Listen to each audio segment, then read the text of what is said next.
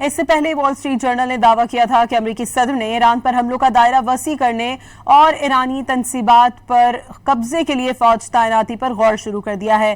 وال street general کے مطابق امریکی صدر ڈونلڈ ٹرمپ ایران میں فوجی کارروائیوں کو وسعت دینے پر غور کر رہے ہیں، جس کے لیے انہوں نے سچویشن روم میں اعلیٰ معاونین سے مشاورت کی ہے۔ زیر بحث آپشنز میں فضائی حملوں میں شدت لانا اور آبنائے ہرمز کے قریب تنصیبات پر قبضے کے لیے زمینی فوج کی تعیناتی شامل ہے۔ پک ایکس پہاڑ میں واقع جوہری تنصیب پر بمباری کا آپشن بھی زیر غور ہے۔ انتہائی گہری زیر زمین سرنگوں والا پہاڑ ایران کے سب سے بڑے اور اہم نتنز جوہری مرکز کے بالکل قریب واقع ہے۔ رپورٹ کے مطابق صدر ٹرمپ نے اس معاملے پر تاحال کوئی حتمی فیصلہ نہیں کیا ہے۔